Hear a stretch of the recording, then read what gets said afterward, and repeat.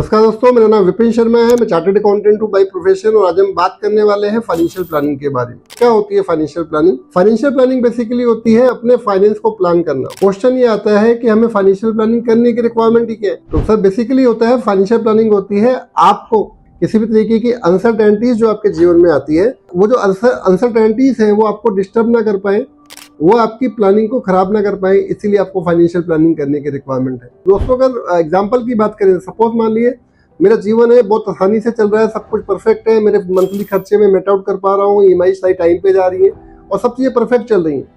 अचानक एक दिन क्या हुआ, मुझे कोई प्रॉब्लम डायग्नोज हुई, मुझे कोई इलनेस डायग्नोज हुई। डॉक्टर ने कहा जी 10 लाख रुपए का खर्चा आएगा। अब क्या हुआ, मेरी जितनी भी प्लानिंग थी सारी की सारी प्लानिंग जो है धराशायी हो गई। अब मैं क्या करूंगा? ये तो 10 लाख रुपए किसी से लोन पे लूंगा, या किसी से दोस्तों यारों से नहीं मिले तो क्या करूंगा? बैंक के पास जाऊंगा।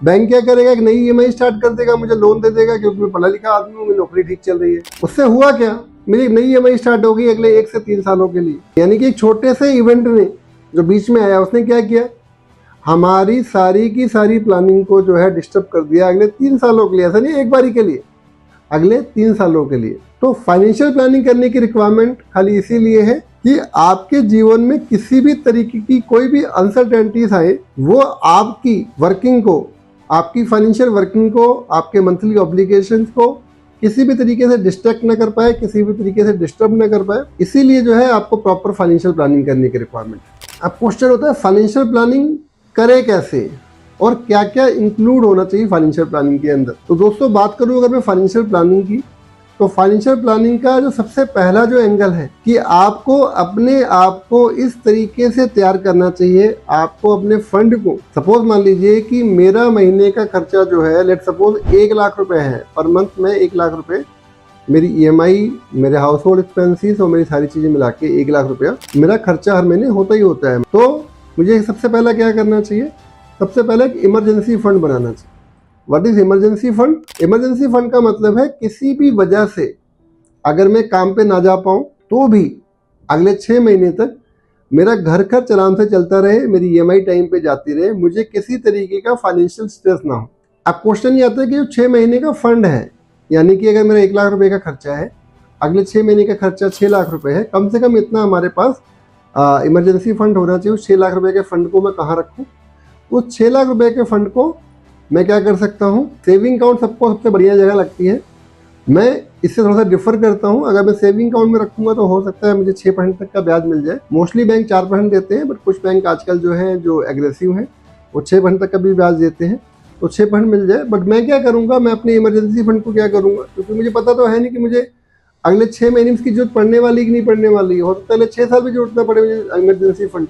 तो मैं क्या करूँगा, अपने इस इमरजेंसी फंड को मैं क्या करूँगा, मैं इसको पार्क कर दूंगा किसी short term debt based mutual fund के अंदर।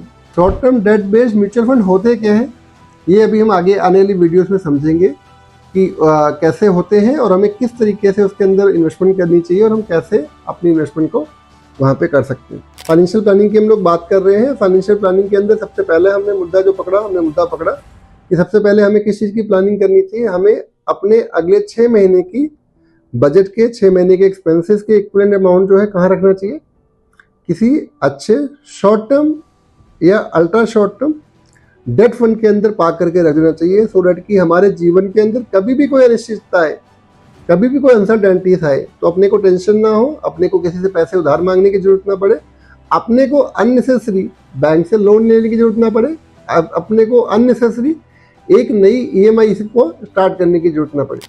क्योंकि दोस्तों मैं ऐसा मानता हूँ, ईएमआई की जो फुल फॉर्म है वह है इजी मारो इंसान। इजी मारो इंसान का मतलब क्या होगा, होता क्या दोस्तों, जब हम सब लोग लोन लेते हैं तो क्या होता है, बहुत मजा आता है, अकाउंट में पैसे क्रेडिट होते हैं, मजा आता है, आहा ये आया सुख।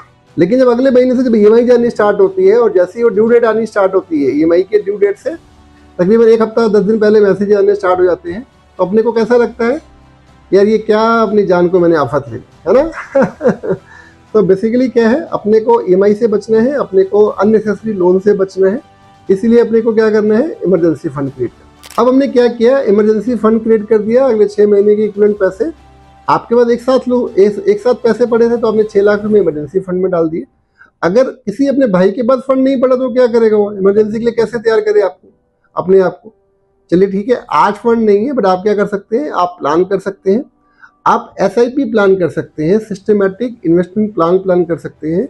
और जो भी मंथली अमाउंट है, सपोज आपका टारगेट क्या है, आपका टारगेट है 6 लाख रुपया, तो आपने क्या किया, महीने के लिए सपोज 20,000 रुपये SIP के अंदर अल्ट्रा शॉर्ट टर्म फंड में डालने स्टार्ट किए। 20,000 के हिसाब से साल के कितने हो गए, 2,40,000 रुपये। 2 साल के कितने हो गए, 4,80,000 रुपये। और 3 साल के कितने हो गए, 7,20,000 रुपये। अब हमें चाहिए कितने थे, 6 लाख रुपये। हमने कितने इकट्ठे कर लिए, 7,20,000 रुपये 3 साल के अंदर।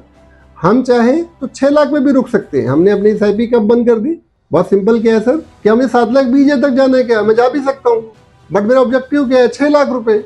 जैसे ही 6 लाख पूरा होगा, मैं उस फंड को वहीं पे डिस्कंटिन्यू कर दूंगा। 6 लाख रुपये मेरा अल्ट्रा शॉर्ट फंड में पड़ा रहेगा। अब मुझे इमरजेंसी अगर 2 साल में आ जाएगी तो मैं 2 साल में पैसे को यूटिलाइज कर पाऊंगा। और मैं तो चाहूंगा इमरजेंसी आए ही ना, मैं क्यों चाहूंगा इमरजेंसी आए, मैं चाहूंगा फंड पड़ा रहे वहां पे। मेरे को तसल्ली क्या है, मेरे को दिल को सुकून क्या है, मैं दिल को सुकून ये है कि मैं जो है किसी भी इमरजेंसी के लिए तैयार हूँ। तो दोस्तों, हमने ये एक पार्ट कंप्लीट कर लिया। ये एक पार्ट क्या है, फाइनेंशियल प्लानिंग का पहला पार्ट क्या है, इमरजेंसी फंड। इमरजेंसी फंड अब हम तैयार कर चुके हैं।